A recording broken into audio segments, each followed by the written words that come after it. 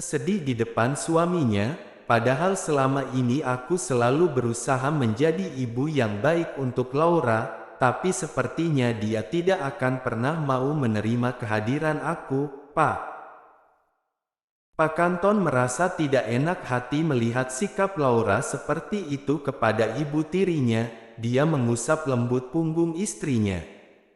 Maafkan Laura, biar nanti Papa ngasih pengertian ke Laura. Kamu adalah istri yang baik untuk aku, dan juga telah menjadi ibu yang baik untuk Laura. Hanya saja mungkin Laura masih butuh waktu untuk menerima kehadiran kamu dan Chandra. Bu Jamila menganggukkan kepala. Sebenarnya dia sangat senang, karena tak akan serumah lagi dengan Laura setelah Laura kuliah nanti. Akhirnya dia bebas dari anak tirinya yang menyebalkan dan tak tahu sopan santun itu. Malah dia berharap Laura tak akan kembali selamanya ke Indonesia. Pergilah yang jauh, Laura. Jangan kembali lagi ke sini. Karena seluruh kekayaan keluarga Alpa akan menjadi milik Chandra. Bisik hatinya Bu Jamilah. Wanita tersebut tersenyum sinis dan penuh kemenangan. Akhirnya rencananya berjalan dengan lancar, dengan mengusulkan agar Laura kuliah di luar negeri kepada suaminya. Hari demi hari silih berganti, alam mulai sedikit bisa bangkit. Tidak ada yang boleh membuatnya gila seperti ini. Justru dia bertekad seandainya nanti dia telah keluar dari penjara, dia akan balas dendam kepada Nilam dan Chandra. Karena mereka yang menggugurkan calon anaknya, seorang anak yang selalu ini alam sangat dinantikan kehadirannya. Hari ini di lapas telah terjadi kegaduhan. Di sana ada keluarga korban yang sangat tidak terima karena anaknya telah dibunuh secara sadis oleh suaminya. Padahal sekarang ini sang tersangka akan resmi ditahan, tapi kakak sang korban masih tidak terima dan sangat marah, sehingga dia terus saja memberikan banyak pukulan ke wajah pria tersebut. Baf, baf, baf. Tega kamu membunuh adikku. Dia itu istrimu, tapi dengan teganya kamu memutilasinya. Pria itu menarik kerah baju sang tersangka setelah puas memberikan banyak pukulan ke wajahnya. Sang tersangka tak mengakui dengan apa yang dituduhkan oleh kakak iparnya itu. Aku tidak pernah membunuhnya. Aku juga tidak tahu mengapa tiba-tiba ada satu potongan tangannya di rumah. Bukannya malam itu kamu bertengkar dengan istrimu itu? Kamu pasti membunuhnya. Sang kakak korban masih ngotot menuduh adik iparnya sebagai pembunuh. Di mana kamu membuang potongan tubuh adikku yang lainnya? Iya, kami bertengkar malam itu karena istriku selingkuh. Dia bilang dia akan melarikan diri bersama selingkuhannya. Sang tersangka masih tetap pada pendiriannya, sampai kini dia tidak mau mengaku bahwa dia telah membunuh istrinya. Beberapa polisi mencoba untuk memisahkan mereka. Tapi orang tua korban ikut memukul sang tersangka. Dasar menantu kurang ajar, menantu tidak tahu diri. Kedua orang tuanya sang korban begitu marah kepada menantunya. Kebetulan kejadian tersebut berada di depan jeruji penjara tempat Alam ditahan, karena sang tersangka akan ditahan di jeruji yang sama dengan Alam. Diam-diam Alam memperhatikan mereka dengan tatapannya yang dingin. Kemudian dia segera berjalan mendekati jeruji besi yang mengurungnya, mencoba berbicara dengan polisi yang ada di sana. Jadi hanya ada satu potong tangan yang ditemukan. Dan potongan tangan itu ditemukan ada di rumahnya tersangka. Polisi yang ditanyai Alam malas untuk menanggapi pertanyaan dari narapidana itu. Diamlah, kamu tidak perlu ikut campur. Jika seorang manusia kehilangan satu tangan, belum bisa memastikan orang tersebut mati.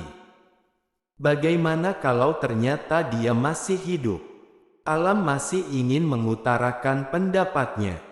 Kakaknya korban tidak terima dengan pendapat yang dikatakan oleh Alam. Kalau adik saya masih hidup, lalu kemana dia sekarang? Alam menjawabnya dengan santai. Nah, itu yang menjadi pertanyaan, kemana adikmu pergi? Sang tersangka ikut berbicara, aku waktu itu tidak sengaja membaca di WhatsApp-nya, selingkuhannya bilang dia akan membawa istri saya ke kota D. Makanya saya marah waktu itu sehingga kami bertengkar. Tapi demi Tuhan, aku tidak membunuhnya, tak melukainya sedikit pun. Ayahnya korban tidak terima dengan pernyataan menantunya. Jadi maksudmu anakku memotong tangannya sendiri agar dikira mati, begitu? Anak saya tidak mungkin melakukan hal segila itu. Kemudian ponsel salah satu polisi yang ada di sana berdering. Dia terkejut ketika melihat pesan yang dikirim oleh rekan kerjanya yang ada di kota D. Rekan kerjanya tersebut mengirim foto seorang wanita yang sangat mirip dengan sang korban sedang naik ke dalam mobil bersama seorang pria. Mereka sepertinya telah check out dari sebuah hotel, dan tangan wanita tersebut terlihat utuh, mungkin karena memakai tangan palsu. Sepertinya saudara Dinda masih hidup, dia sekarang ada di kota D bersama seorang pria. Semuanya yang ada di sana tercengang mendengar perkataan polisi tersebut. Bahkan ada salah satu dari polisi yang menjadi penasaran dengan sosok narapidana yang bisa menebak bahwa korban sebenarnya masih hidup. Siapa namamu? Tanyanya kepada Alam. Alam menjawab dengan santai. Namaku Alam. Di sel tahanan, Alam ditahan bersama dua orang narapidana. Mereka bernama Najril dan Arman. Setelah situasi aman, Najril bertepuk tangan, karena kecurigaan Alam telah terbukti nyata. Wah, kamu pantas menjadi seorang detektif. Detektif Al cocok menjadi nama panggilanmu.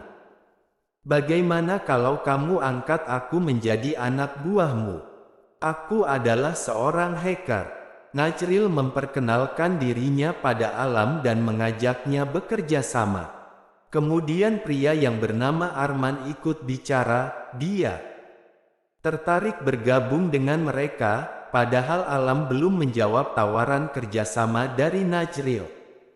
Boleh aku bergabung? Tanya Arman. Bakat apa yang kamu miliki? Tanya Najril kepada Arman. Arman nampak cengengesan. Aku memiliki 3 keahlian, 3M. Arman berkata seperti itu sambil menunjukkan 3 jarinya. 3M, apa itu? Tanya Najril lagi. Arman menjawabnya dengan begitu bangga, menipu, mencuri, dan menggoda korban. Alam dan Najril nampak menganga mendengar perkataan Arman yang menyebutkan 3 keahliannya. Alam merasa tawaran Najril cukup bisa diperhitungkan. Bukankah dia dulu bercita-cita ingin menjadi seorang polisi? Walaupun mungkin dia hanyalah seorang detektif swasta, tapi tujuan mereka sama, yaitu menangkap para penjahat.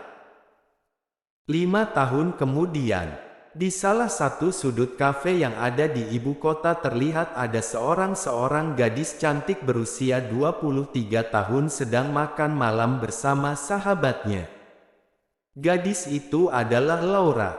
Laura sudah 2 hari berada di Indonesia, tapi dia belum memberitahu keluarganya bahwa dia sudah pulang ke Indonesia, mungkin karena dia sangat malas untuk bertemu dengan keluarganya itu.